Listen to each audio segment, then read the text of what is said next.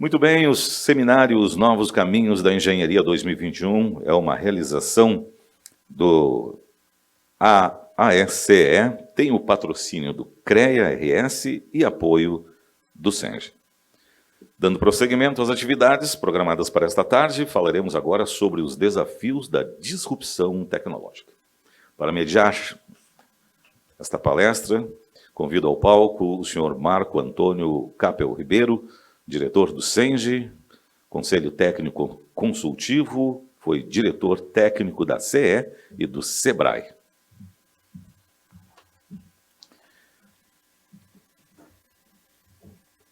Convido ao palco o palestrante Luiz Carlos Pinto Silva Filho.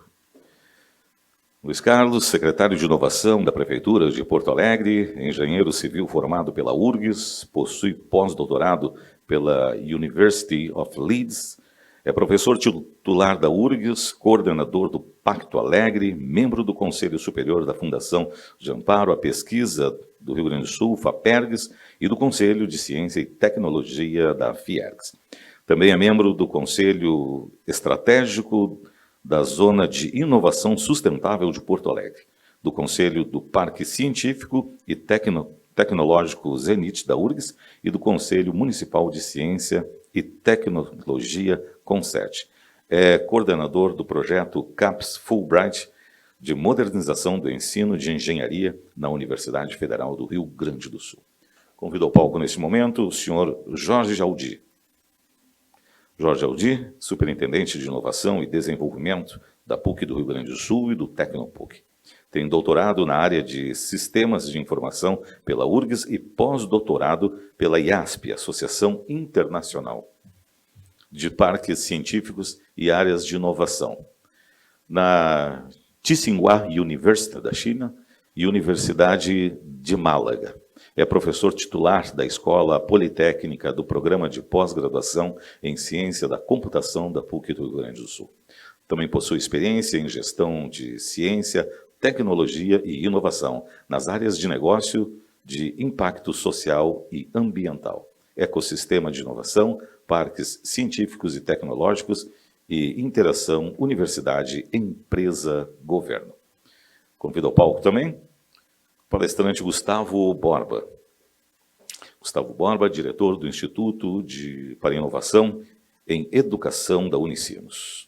Doutor em Engenharia de Produção pela URGS, com especialização em Design Estratégico pela Universidade de Visiting Scholar, na Escola de Educação de Boston College e da Universidade de Ottawa. Foi diretor da Academia de Graduação da Universidade do Vale do Rio dos Sinos e embaixador do TEDx no Brasil, professor do Programa de Pós-Graduação em Design e líder do grupo de pesquisa Design Estratégico para Inovação Cultural e Social da Unicinos. Para conduzir os trabalhos, passo a palavra, então, neste momento, ao mediador Marco Antônio Capel Ribeiro. Bom, mais uma vez, boa tarde a todos que aqui estão, que além de representantes aí importantes, tenho a satisfação de dizer que, além de tudo, são amigos. amigos. E também uma satisfação muito grande da gente reunir essas três pessoas aqui que hoje estão conduzindo o nosso Pacto Alegre. Então, eu acho que esse momento que a gente quer discutir aí os novos caminhos da engenharia, os novos desafios, obviamente a gente está falando sempre de muita inovação.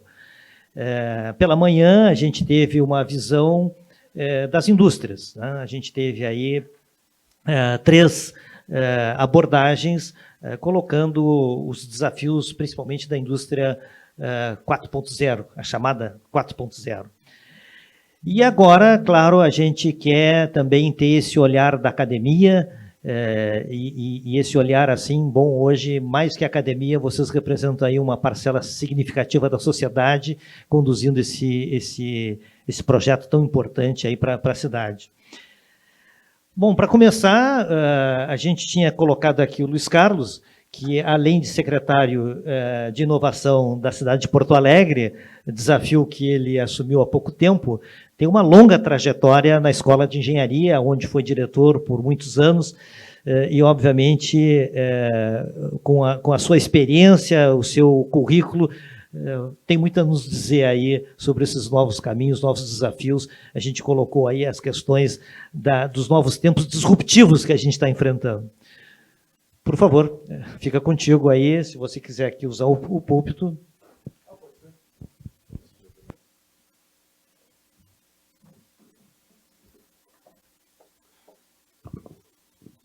Oi, 1, 2, 3. Muito obrigado, né? Obrigado, Capel, né? Um prazer enorme. Parabéns aqui ao Senge, né? A toda a direção pela iniciativa de promover esse evento. Acho que a gente precisa efetivamente começar a pensar.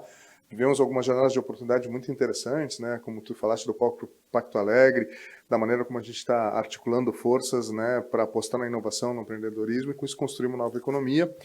E claro que isso também tem repercussões que vão para dentro da universidade, em especial nos cursos de engenharia, né, que são né, da LID, né, do próprio Senge, do SERGS, onde eu também atuo como diretor de inovação. Por quê? Porque a engenharia acabou sendo os primeiros cursos que começaram a pensar que a gente precisa preparar um ensino novo, né, para esse momento novo que a gente está vivendo no século XXI. Então, eu aqui trouxe uma apresentação que, no fundo, eu fiz lá para MEI, coloquei alguns slides a mais, né, que é a mobilização empresarial pela inovação, né, e que tem trabalhado muito, junto com algumas outras entidades, nessa questão da gente repensar o ensino de engenharia para esse momento inovador, né, transformador, né, tão impactado pelas tecnologias digitais que a gente está vivendo nesse século XXI. Né. E aí, aqui como lá, eu comecei contando um pouquinho essa história, né, como é que eu acabei me envolvendo um pouco sobre isso. Deixa eu só ver aqui a estrutura de como passar, é aqui mesmo, não? Ah, não, está aqui o passador. Porque, como o Capel disse, né, alguns anos atrás, lá no final de 2012, eu acabei assumindo a Escola de Engenharia da URGS, depois de vir do programa de pós-graduação, que a gente vinha ali, né, conseguimos tornar nota 7, assim, levar ele ao máximo em termos de pós-graduação, e por isso acabei sendo escolhido pelos meus colegas para assumir a Escola de Engenharia. E quando a gente assumiu, a gente começou a perceber nos ventos, nas conversas, justamente aquilo que começa a se consolidar como essa grande mudança de hoje em dia. A gente já começava a ouvir, olha, os nossos alunos são diferentes, olha, tem coisas chegando, tem coisas que estão sendo feitas em outros lugares que começam a apontar para uma necessidade da gente repensar um pouquinho o ensino de engenharia, da gente pensar em como é que a gente vai produzir esse profissional do século XXI, que esteja mais adaptado a uma série de tecnologias que estão chegando. E aí a gente cria, na época, eu e a professora Carla, que era minha vice, um conceito de que a gente ia começar a apostar, a partir de 2013, em reforçar algumas ações que eram ações um pouco periféricas naquele momento, mas que a gente estrutura como um programa que vai falar sobre fomento, né, e ali uma brincadeira um pouco com funções ali, né, que é o que a gente chama de programa FAICE, fomento à inovação, criatividade e empreendedorismo. E isso tem várias repercussões do que a gente começa a trabalhar. A gente olha um pouquinho mais para a nossa incubadora, que já existia, mas que a gente começa a operacionalizar e dar mais luz e mais vida, e a gente, através da engenharia, consegue alavancar muito dos primeiros programas que hoje fazem do Zenit um parque tão ativo quanto é. A gente cria um primeiro makerspace, um laboratório de fabricação digital, entendendo que para a engenharia, aquelas novas tecnologias estavam chegando, as impressoras 3D, tinham muito a ver com o conceito do que é engenheirar, né? Que é conceber uma ideia e transformar aquilo num mecanismo, numa ação. Então a gente já começa a trabalhar e vai lá olhar a rede dos Fab Labs, do MIT, etc., e começam algumas ações para dizer, olha, queremos começar a transformar nisso. A gente organiza as competições estudantis, a gente começa a pensar o seguinte, olha, aqui tem oportunidades muito interessantes de colocar em prática aquelas atividades, aquelas habilidades que a gente vem falando sobre engenheiros mecânicos. A gente percebia como a trajetória dos estudantes que se envolviam nas competições estudantis acabava sendo uma trajetória de muito mais aplicação efetiva daquele conhecimento teórico que eles estavam ganhando. Então, a gente olha um pouquinho, trabalha, transforma isso num projeto estruturado na Escola de Engenharia, que é o MOVE. A gente lança um núcleo de empreendedorismo da Escola de Engenharia, né, o NEE, para começar a falar sobre um pouquinho como é que a gente tinha que trazer atividades, postura empreendedora, e isso não é necessariamente postura de empresário, embora também seja legal que eles sejam empresários, mas ser empreendedor é estar com a vontade de fazer transformações, e acho que isso também tem tudo a ver com a própria questão da engenharia. E a gente começa a trabalhar um pouquinho a questão dos laboratórios, dos projetos de pesquisa, muito para a gente começar a conectar com o que estava acontecendo na indústria, ou seja, da gente garantir que a gente andasse aquela última milha, que aquela questão de produção de conhecimento, que a universidade já fazia muito bem, que produção de talentos começasse a estar mais alinhavada com algumas visões estratégicas do que eram os nossos clusters econômicos, de como é que a gente podia entregar esse valor, ou seja, aquela lógica de fazer um engenheiro genérico e algumas empresas que contratassem, né, tivessem que fazer um retreinamento de 1, 2, 3, 4 anos, às vezes, para ele chegar no que a empresa precisava, a gente começava a entender que não fazia muito sentido, que a gente precisava começar a trazer parte dessa experiência profissional para dentro do próprio currículo de engenharia. Então, a gente começa uma série de ações, como eu disse ali, a gente... deixa eu ver se tem um... Onde é que eu... por baixo.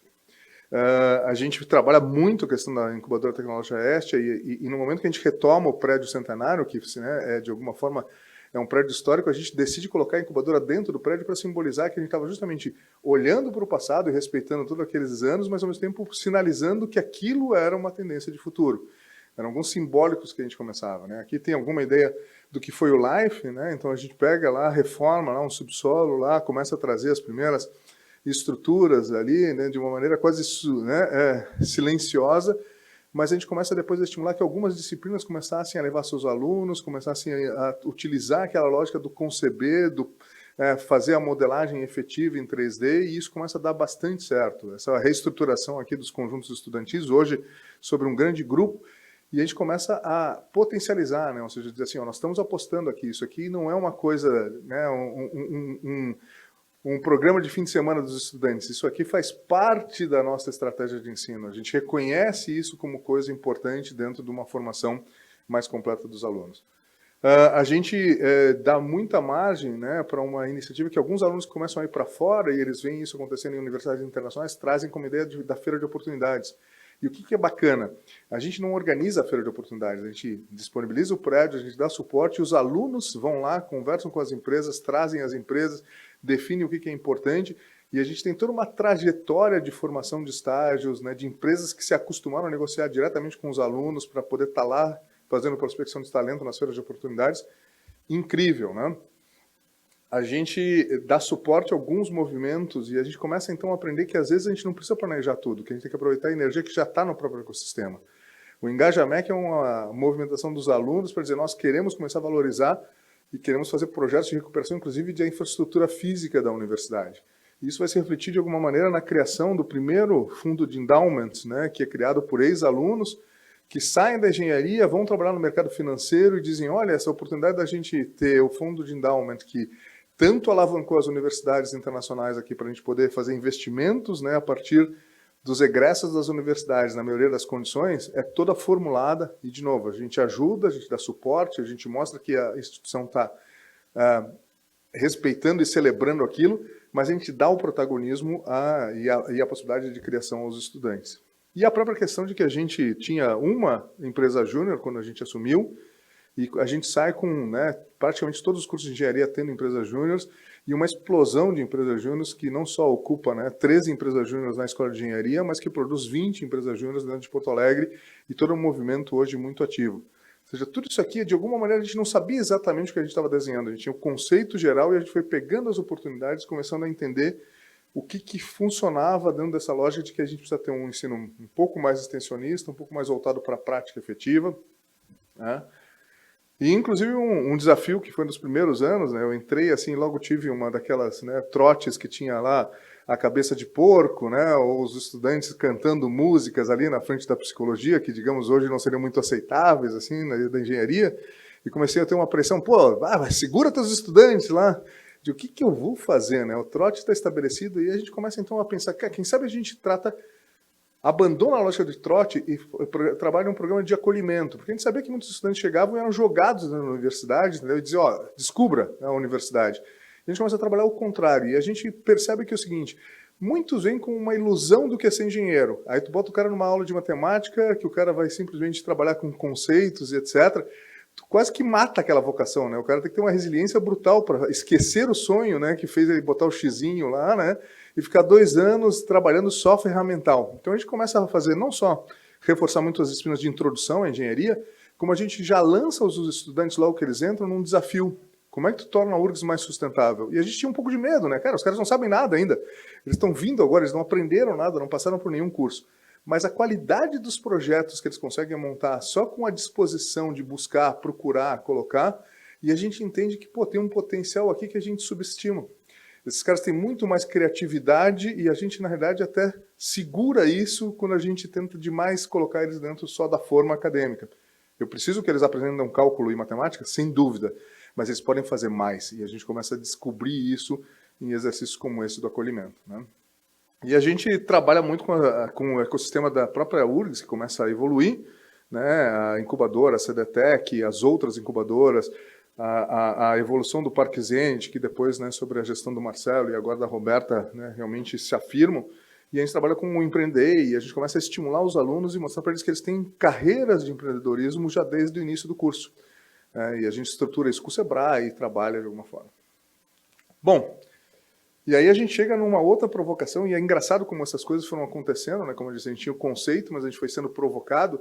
Algumas empresas, né, como a Novos, viram para a gente e dizem, quem sabe a gente usa melhor esses TCCs de vocês, né? Ou seja, tem muito mestrado, muito TCC que a gente gostaria de utilizar, mas eles ficam pesquisando coisas que não tem nada a ver com o que a gente precisa para potencializar aqui dentro do nosso cluster, né? Ao mesmo tempo, os próprios alunos chegavam para a gente, teve várias gerações que disseram, quem sabe a gente não, né, pensa um pouco mais em trabalhos aplicados dentro do TCC, né? Quem sabe a gente, em vez de ficar só discutindo questões mais teóricas, ou às vezes muito limitadas, ou muito artificiais, a gente não começa a trabalhar com um TCC mais aplicado. E a gente acaba formulando com alunos, de novo, um portal Conecta, que é o que? As empresas botam desafios, o aluno diz, eu quero desenvolver esse desafio, vai para o professor para ele dizer se o aluno tem condições. Se o professor aceita, aquilo passa a ser, então, né, o registro para matrícula numa turma qualquer. E ele desenvolve o TCC e a empresa diz lá, tenho bolsa, ou dou pelo menos acesso aos documentos, isso e aquilo, e passa a ser um blackboard ali entre oportunidades de empresa e oportunidades de alunos. Foi um projeto piloto, que a gente não tinha nem muitas expectativas, mas foi tão impactante em termos do que estava acontecendo, que ele começou a mudar a cabeça de alguns docentes em relação a isso. E ele, de alguma maneira, nos inspirou a falar com a MEI, que hoje está lançando um portal, né, deve sair agora, ainda no início de 2022, um grande portal nacional que trabalha muito na lógica do Conecta, ou seja, fazer pequenas ofertas para que a gente possa utilizar isso dentro das trilhas de formação. E mais algumas outras coisas, né, o próprio envolvimento com o Pacto Alegre, o próprio envolvimento com o Citec, o doutorado acadêmico industrial, nós somos a segunda universidade depois da Federal do ABC, que olha para um programa especial lançado pelo CNPq que diz o seguinte, em vez da gente aceitar o aluno para o doutorado e depois ir achar um tema para ele, quem sabe a gente inverte essa lógica. A gente pergunta para as empresas, tu tem interesse em ter um doutorando? Qual é então o tema que tu precisa desenvolver? Né? Sei lá, eu quero trabalhar com corrosão dos meus reservatórios metálicos, das minhas ferramentas elétricas. Tá? Então a gente mapeia isso e aí os candidatos se candidatam, né, a desenvolver uma teoria de como resolver o problema da empresa. E a gente seleciona um candidato, ele já ganha um orientador acadêmico, um orientador industrial, e é um programa que teve uma primeira turma, nós somos uma das primeiras universidades a implementar no Brasil, hoje já tem algumas, e que está dando um resultado muito interessante, porque eles nos faz prospectar as empresas, entender o que elas estão precisando, modelar, e faz com que os estudantes entendam que ele tem que ter um conteúdo acadêmico, mas que ele tem que ter propósito lá na entrega desse negócio. E a gente acabou sendo também, né, uma das universidades de suporte ao doutor empreendedor, lançado pela FAPERGS, que desafia os doutores a pegar o que eles fizeram durante o seu doutorado e transformar em empresas. E esse programa, inclusive, foi premiado hoje, né, dentro da CONFAP, da Confederação de Fundações de Apoio à Pesquisa aí dos Estados, como um programa transformador nesse sentido. Então, tudo isso foi sendo um grande mix, né, de coisas que a gente foi testando, algumas, como eu disse, tateando, ouvindo, entendendo o que estava acontecendo. Aqui está uma visão do Conecta, como é que ele funciona. Então, né, a empresa diz ali, é uma conexão direta empresa-estudante, mas com uma mediação através do professor, né, que tem aí os desafios e aí os que estão pegos por alguém ali, né, fica bloqueado para, obviamente, né, ter um outro trabalho. E a gente entende que a gente começa a ter que trabalhar com algumas outras coisas dentro da própria comunidade, né? Todas essas coisas que estavam acontecendo, nos diziam, olha, dá para fazer mais em termos do processo de ensino do que aquilo que a gente já vem fazendo bem dentro de sala de aula.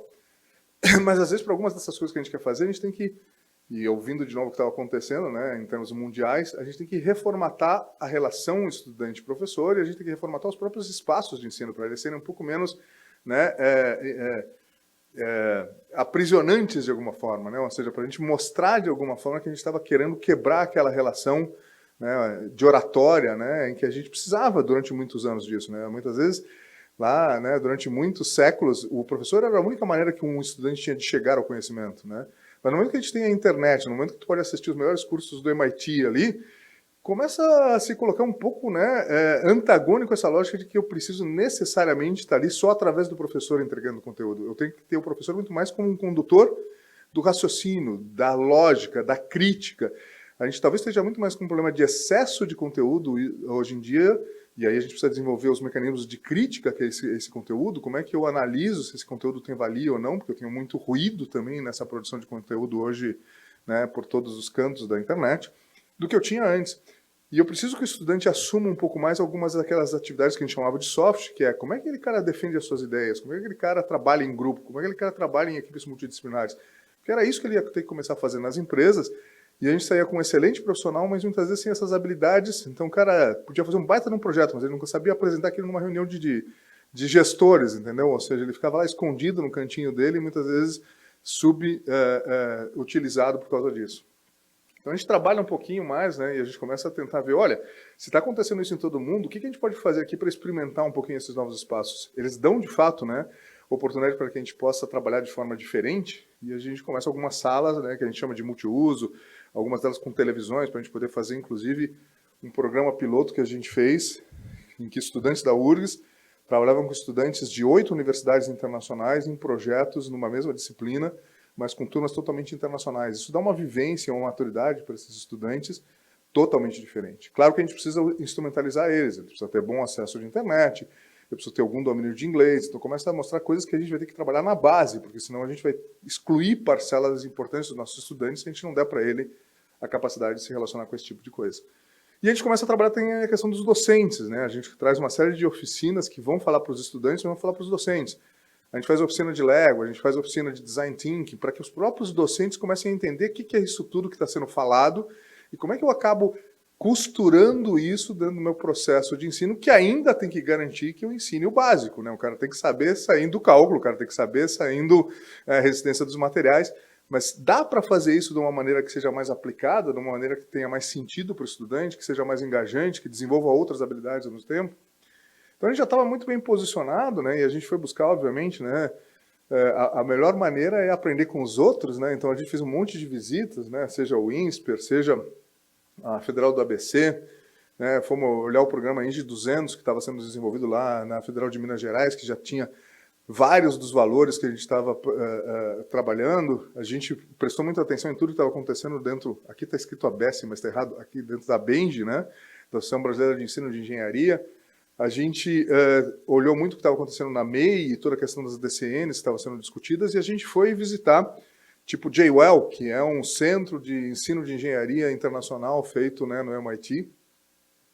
Fomos a Olin, que é o grande laboratório, né, falado de novas tecnologias de educação lá nos Estados Unidos, né, o Richard Miller, né, o Dick Miller, aí, um dos caras que é mais ouvido, assim, né, eles têm um famoso curso lá chamado The History of Stuff, que eles misturaram um professor de ciência dos materiais com um professor de história para contar como materiais evoluíram dentro de um contexto histórico, que foi o grande curso, né, era o que estourava todas as turmas, etc., porque eles trabalhavam essa questão né, da ciência dos materiais como uma referencial histórico, civilizatório quase dentro disso, né?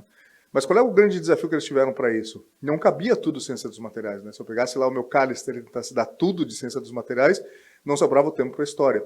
Então, tivemos que fazer uma decisão de reduzir o número de aulas de ciência dos materiais, contando que os alunos, se aprendessem a aprender, poderiam ler os outros capítulos e, mesmo assim, ter domínio da matéria.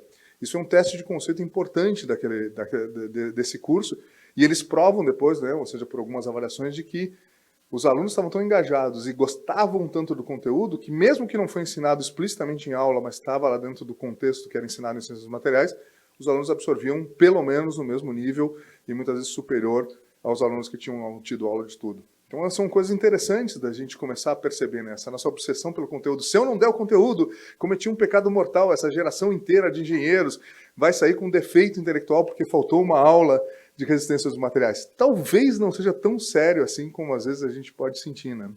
às vezes faltou um pouquinho de conteúdo. Se o cara entendeu os princípios, a maneira de pensar, o raciocínio lógico, ele tem maneiras de ir buscar e complementar o que a gente achava que ia ser um buraco na formação dele. Bom, tudo isso nos levou a ser protagonistas num outro movimento, né? Então a gente entra nas DCNs, ao mesmo tempo que a gente está vivenciando tudo isso, né, entre 2013 e 2020, dentro da Escola de Engenharia, a gente é influenciado por alguns ventos que afirmam que a gente estava na hora da gente mudar a lógica total de ensino de engenharia no país para uma lógica de competências, de inovação, de foco no aluno, baseada na conexão com o mercado e com a sociedade. Tem alguns líderes ali, né? Ali está o Cury, do Conselho Nacional de Educação, a Giana Sagazio, né, que foi uma grande líder nessa interface indústria... Opa, o que eu fiz aqui? Alguém está me ajudando lá, ele me levando de volta ali. Desculpa, apertei a coisa errada aqui. O Vanderly, que à época era o presidente da Benge, né?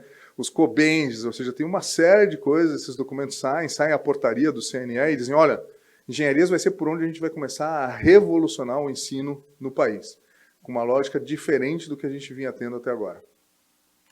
E saiu esse documento, né? Ou seja, eu fiz parte da comissão de implantação das DCNs do Brasil, tive dentro de algumas dessas discussões, como o Jorge Aldi também, né? Não sei se o Gustavo chegou a se envolver bastante, mas...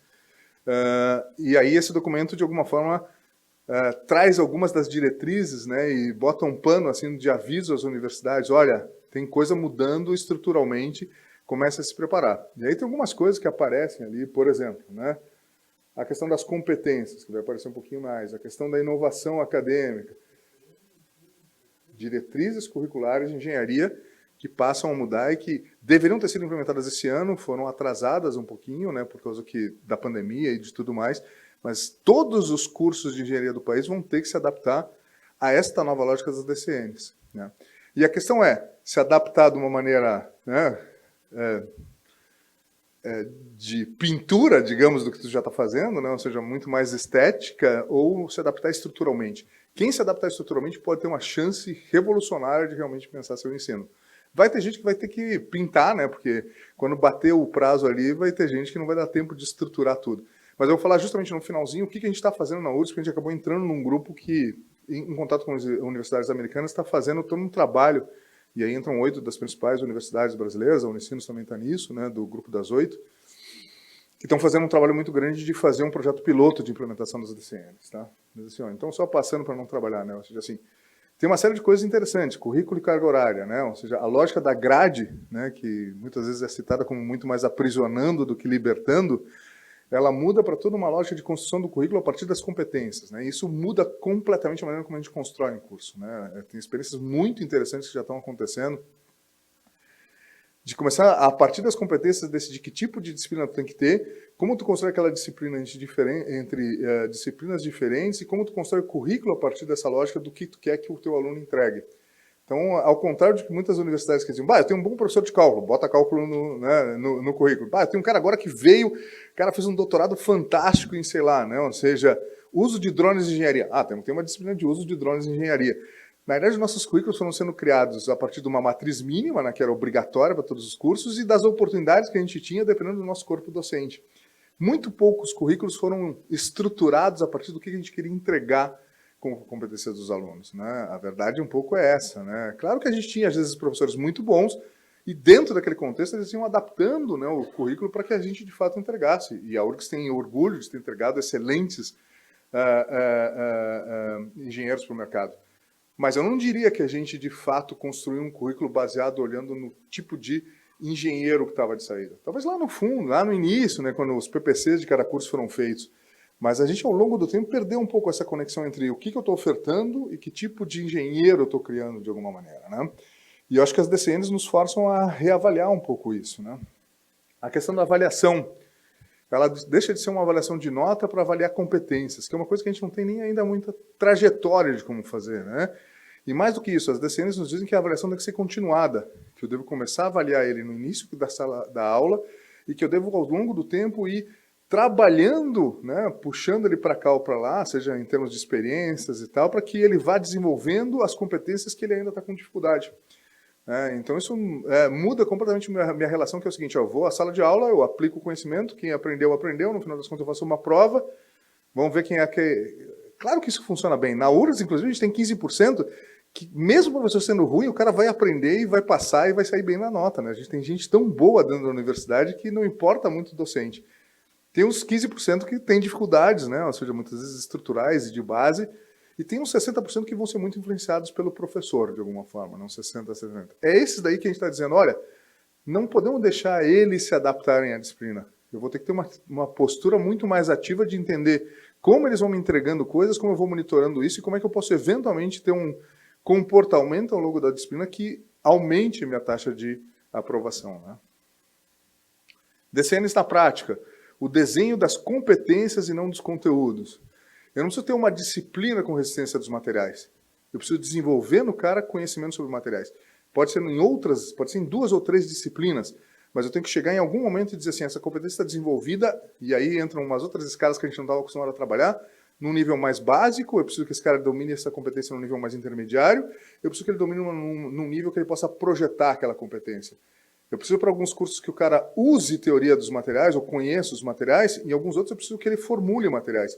São níveis da mesma competência diferenciados que eu vou ter que ter em diferentes cursos. Como é que eu construo isso dentro do meu conteúdo?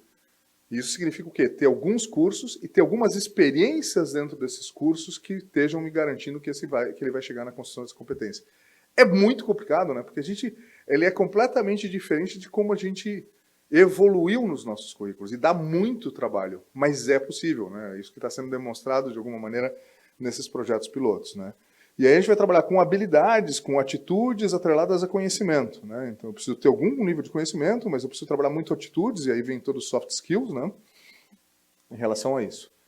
E tem nesse próprio documento, depois eu posso até passar para vocês, se vocês querem disponibilizar, todo mundo que está assistindo aí da Senge, né? O que é esse guia das diretrizes. Certamente as universidades conhecem, mas é muito legal que o setor privado também entenda, porque ele vai pedir que haja uma participação do setor privado, inclusive no desenho dos currículos. E a gente trabalhou um pouco isso também lá na URGS, né? Então a gente vem aqui a questão do conjunto de competências do egresso, a partir disso tu desdobra em linhas de habilidades, e a partir disso tu vê os conteúdos e se eles estão dentro de um curso ou dentro de vários cursos.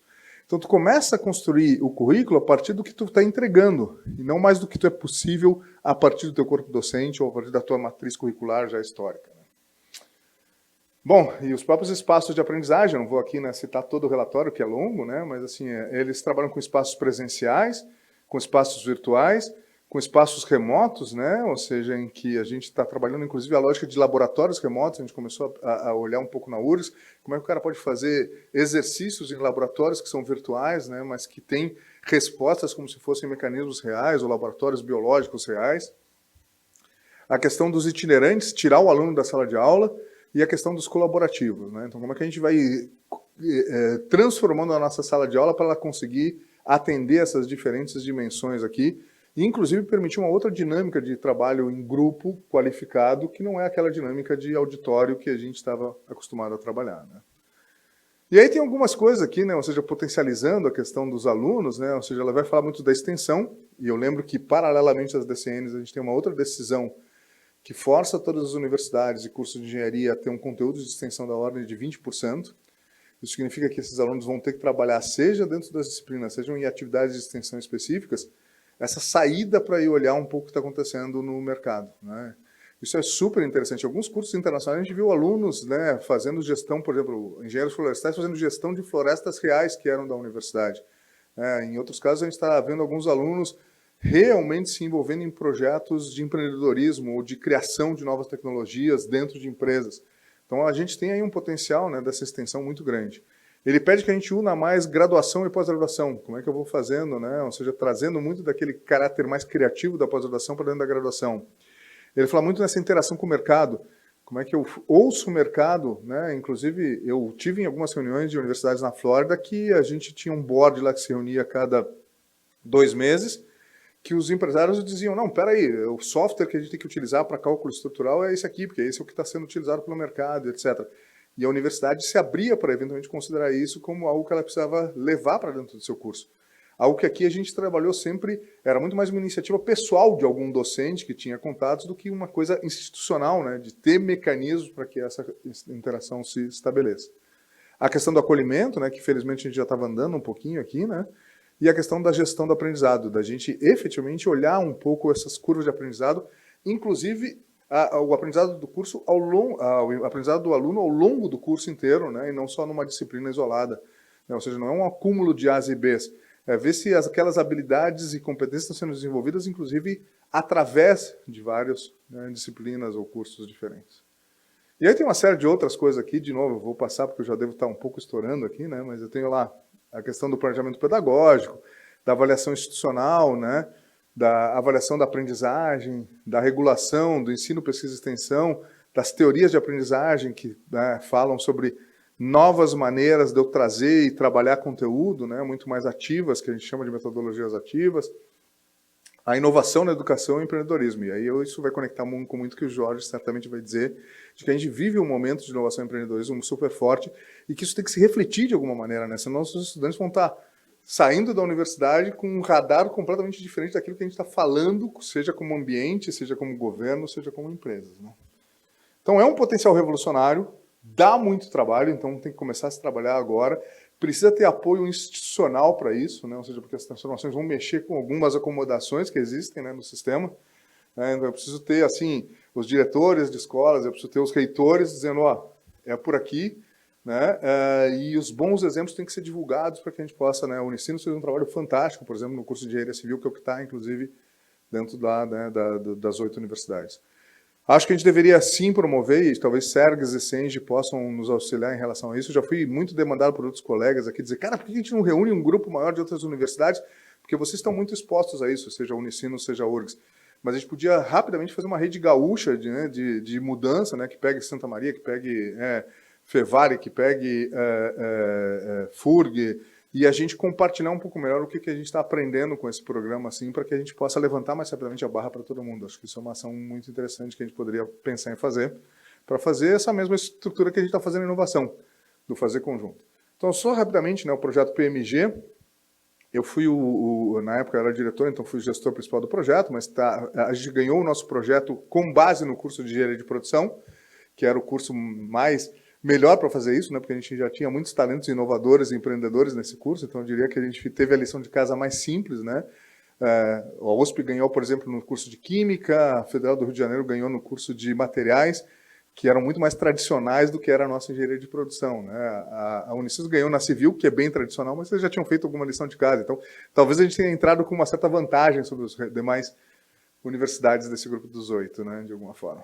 Então a lógica era consolidar parcerias, redesenhar o currículo, incorporar práticas pedagógicas inovadoras, adequar a infraestrutura, capacitar os docentes e desenvolver métodos de avaliação por competências, né? Então parece razoavelmente singelo, mas é muito trabalho de repensar, de refletir, de entender como fazer, né? Os elementos estratégicos eram atender as novas DCNs, usar a EAD como apoio, ter um enfoque prático, né, permitir que os alunos e os docentes fossem ao mercado. A gente chegou a olhar alguns modelos canadenses, por exemplo, em que o aluno faz um semestre na universidade, um semestre no mercado, um semestre na universidade, um semestre no mercado, para que ele possa trazer dúvidas reais do mercado para trabalhar no... Mas isso, para o nosso sistema, a gente achou um pouco ainda, né, desafiador demais, então se trabalhou numa outra lógica que foram as disciplinas integradoras. Tem cada semestre uma disciplina que estivesse trabalhando com questões efetivas de mercado. Mas isso provoca todo um repensar, porque o que acontece é que o aluno, para se desenvolver bem numa disciplina como essas, ele tem que ter tempo. Ele tem que ter espaço de trabalho, ele tem que ter tempo de maturação. Se eu mantiver uma carga de, sei lá, 40 créditos por semestre e mais uma disciplina dessas, o aluno, na verdade, vai ter uma dificuldade, porque ele é tão absorvido pelos trabalhos, né, das disciplinas em particular, que ele não consegue fazer uma trajetória criativa muito efetiva. Então a gente vai ter que fazer algumas coisas. Se eu quero ter mais a metodologia ativa, eu tenho que admitir que eu vou trabalhar menos carga das disciplinas tradicionais. Senão a gente estoura o aluno, né? Ele não consegue, ou ele vai fazer isso cosmeticamente, né? Ele vai fazer isso só para entregar um relatório, ele não vai fazer isso com o desenvolvimento que a gente precisaria de raciocínio, né, do próprio aluno. Práticas pedagógicas ativas e um curso norteado pela pós-graduação. Então isso foi muito interessante ali para nós, né? Então assim, as lógicas de inversões, em vez do professor transmitir conhecimento, ter aula invertida, em vez de ter exercícios de fixação, ter desafios baseados em projetos, né? Ou seja, construir o conhecimento ao contrário, como a gente já fazia às vezes em algumas coisas, né? Dá um reservatório e depois desenvolve as fórmulas matemáticas. É ao contrário de simplesmente desenvolver um monte de fórmula de matemática. Aplica agora essa fórmula aí, né, de volume cilíndrico para calcular um reservatório. Não, deixa o cara olhar o reservatório e dizer, cara, como é que eu vou resolver isso? Né? E vai construindo o conteúdo na medida que ele sinta a necessidade de aplicação do conteúdo para desenvolver o problema. Né? Sem flexibilidade quase, né? Ou seja, quase todos os créditos eram definidos para um estudante, a gente constrói um curso que dá mais possibilidade do estudante ir escolhendo algumas coisas, a gente chegou a avaliar a possibilidade dos nanodegrees dentro do currículo, estamos começando a implementar isso, a gente chegou a avaliar a possibilidade do minor, né, como nos Estados Unidos, de fazer com que o estudante vá fazer, sei lá, música enquanto ele faz engenharia para desenvolver outras cabeças. Mas, de novo, algumas coisas a gente não queria mudar muito, porque o negócio é ir melhorando aos pouquinhos, senão tu bagunça também, né? A gente não pode... Né? Então, avaliações pontuais, com avaliações contínuas, tem uma série de elementos ali. Essa é mais ou menos a trajetória, né? A gente começa em 2019, isso, identificando stakeholders, depois faz um design conceitual, um design preliminar em que a gente começa a mexer no currículo, implementa isso e começa a rodar agora em 2021, e aí tem todo um ciclo de avaliação, são de 8 anos que esse projeto vai durar, né, para a gente poder ir fazendo melhorias e correções de rumos. A lógica dos grupos de trabalho são fundamentais, né, ou seja, dividir os docentes ali para que eles pudessem trabalhar com stakeholders, ou seja, ouvir a opinião, desenhar o currículo a partir da opinião dos seus stakeholders, sejam eles ex-alunos, alunos, empresas.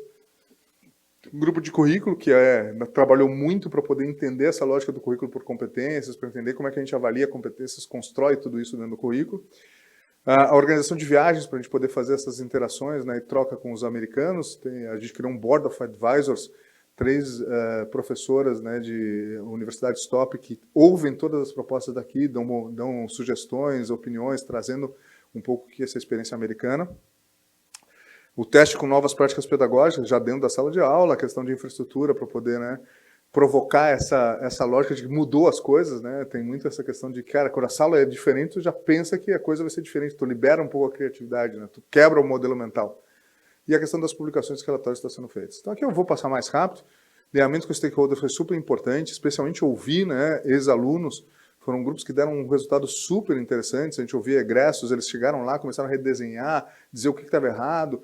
E foram feitas algumas ajustes de currículo quando os egressos começaram a dizer, a gente vê isso aqui lá no terceiro semestre, mas só vai precisar desse conteúdo lá no 9º, quem sabe a gente aproxima um pouco mais. Foi muito bacana esse trabalho de abrir um pouco o currículo para ouvir, né? Seja a empresa que vai contratar, seja os egressos que já passaram por ele. Foi um processo muito bacana. Todas essas empresas aqui, né, tiveram ali trabalhando essa questão dos currículos. Com essas expectativas dos stakeholders, se começou a definir competências, conteúdos, práticas pedagógicas, né, e aí a gente teve muita interação com várias universidades americanas aqui para poder entender o que eles estavam fazendo, né, não tentar criar a roda do zero, mas ver o que já estava dando certo nesses lugares. Aqui estão as que a gente estabeleceu parcerias maiores, Illinois, Central Florida, Nova Jersey, a Rutgers e a University of Pittsburgh. Todas essas já tem gente nossa lá que passou algum tempo, viveu dentro de classes, né, conversou com alunos, mas a gente também passou por MIT, a gente passou por Harvard para olhar os caras que estão fazendo as coisas mais disruptivas nesses locais. Né. Aqui estão algumas pessoas que vieram de lá para cá, né, a Cat, o Rabelo, a Mary, eles vieram, fizeram várias reuniões aqui, a gente abriu para outras universidades, em muitos casos ali. A Mary veio, inclusive, para Unicinos, mas esteve lá na URGS e vice-versa alguns dos outros. Né? A lógica sempre foi trabalhar em conjunto. E aí a gente foi para o design conceitual. Mudar o PPC, mudar 4 salas, começar a esboçar essas mudanças de currículo e o levantamento das práticas pedagógicas, ou seja, como dentro de cada disciplina ia ter certas práticas que a gente queria que os estudantes fossem expostos. E aí surgem as trilhas, né? Ou seja, o estágio, o coral, a dupla diplomação, né? O intercâmbio, como é que cada coisa dessas coisas aqui, participando da PROD, como é que a gente pode ter uma trilha mais empreendedora, como é que a gente pode ter uma trilha, né, com características diferentes, com algumas experiências, inclusive de fora de sala de aula, que o aluno pudesse, né, ser induzido, digamos, a dizer, olha, eu quero desenvolver uma trilha mais empreendedora. Participa lá das Olimpíadas de Inovação, participa daquilo, né? Ou seja, então como é que a gente começa a ver perfis, inclusive, de alunos que possam ser diferenciados em relação a isso. As mudanças de infraestrutura estão começando a ser implementadas agora. Essa sala vai ficar linda, né? Visitem depois a URGS, quem conhece lá no 5º andar. O design preliminar, então, da nova estrutura de currículo, né? E aí tem, de novo, não dá tempo aqui, mas tem alguns valores importantes, sistêmico e interdisciplinar, com temáticas atualizadas, mais flexível e com práticas pedagógicas ativas. Aqui estão as competências que foram mapeadas. Projetar gerir sistemas, utilizar matemática, prever evolução, integrar novos conceitos, ofertar valor integrado, atuar com responsabilidade social, atuar com responsabilidade ambiental. E aí essas competências têm que estar refletidas em que disciplinas estão, que experiências dentro das disciplinas estão contribuindo para esta competência em particular. Então a gente tem hoje um tracking direto, né? O aluno passando por essas experiências, dessas disciplinas, deve estar desenvolvendo um nível X ou Y ou Z dessa competência. E aí se estabeleceu essa lógica, né, das básicas das disciplinas de engenharia e dos agrupamentos, né? Então, o agrupamento relativo à otimização, no caso, né, ou o agrupamento relativo a fatores humanos. Tem conjuntos de disciplinas que dão dano no negrice, e o aluno pode dizer o seguinte, ó, fiz essas disciplinas, já estou habilitado em fatores humanos. Isso é legal porque vai gerando uma espécie de um booking, né? Ou seja, né, como os artistas têm, ó, fatores humanos, eu já fechei meu negócio. Vai dando uma certa característica, né, de acúmulo de conquistas para o aluno, que é muito interessante. Mas, de novo, a gente está implementando agora, né? O primeiro ano foi 2021, ainda sobre efeitos da pandemia, então ainda não deu para ter muitos estudos sobre os impactos disso. Primeira coisa que a gente aprendeu um pouquinho, e essa é aquela disciplina internacional. Estamos no design detalhado, já foi tudo aprovado, está sendo implementado, né? Estamos trabalhando com a capacitação de docentes, mas tudo é um pouco diferente por causa do contexto pandêmico, do problema de sincronicidade que a gente tem hoje. A gente está em ERE, né, ensino remoto emergencial, então muito dos impactos todos ainda não estão, né, muito fáceis de avaliar. Aqui tem todo o detalhamento, isso vai para 6 anos, né, e os follow-ups ali, né, ou seja, o que a gente achou que foi melhor do que esperado, quais são os principais desafios, e como foi impactado pela Covid. Eu não vou ler porque a gente está meio um pouco avançado. Eu vou só para esse último slide aqui. Quais são os desafios que a gente enxerga hoje?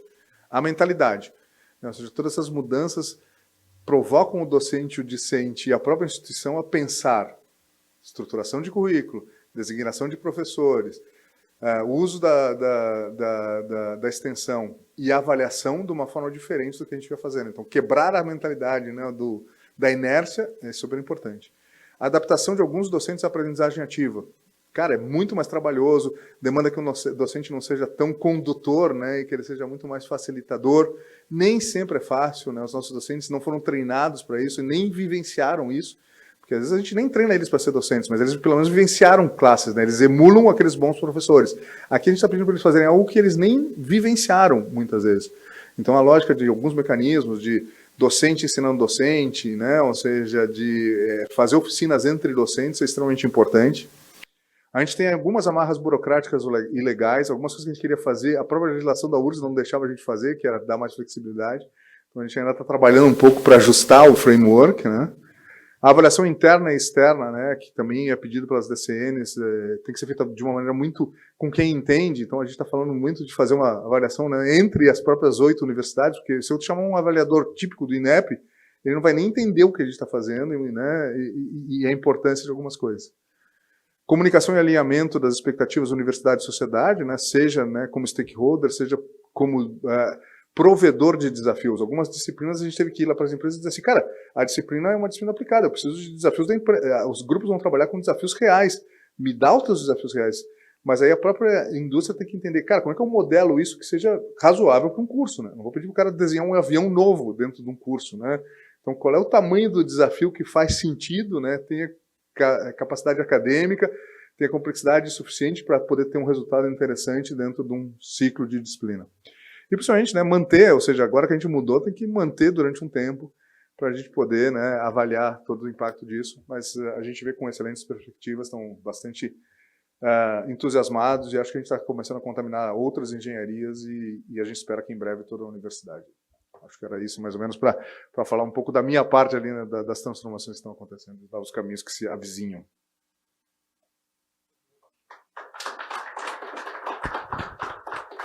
Obrigado, Luiz Carlos.